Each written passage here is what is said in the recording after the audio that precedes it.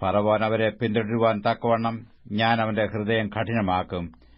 ഞാൻ യഹോവയെന്ന് മിസ്രയീമ്യർ അറിയേണ്ടതിന് ഫറവോനിലും അവന്റെ സകല സൈന്യങ്ങളിലും ഞാൻ എന്നെ തന്നെ മഹത്വപ്പെടുത്തും.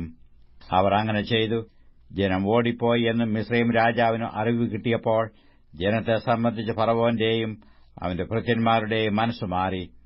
ഇസ്രായേല്യരോ നമ്മുടെ അടിമവേലയിൽ നിന്ന് വിട്ടയച്ചു കളഞ്ഞുവല്ലോ, നാം ഈ ചെയ്തത് എന്ത് എന്ന് അവർ പറഞ്ഞു.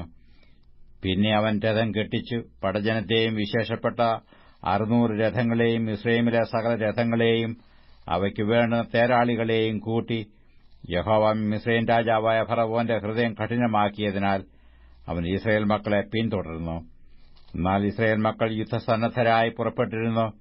ഫറവോന്റെ എല്ലാ കുതിരയും രഥവും കുതിരപ്പടയും സൈന്യവുമായി മിസ്രയീമ്യർ അവരെ പിന്തുടർന്നു.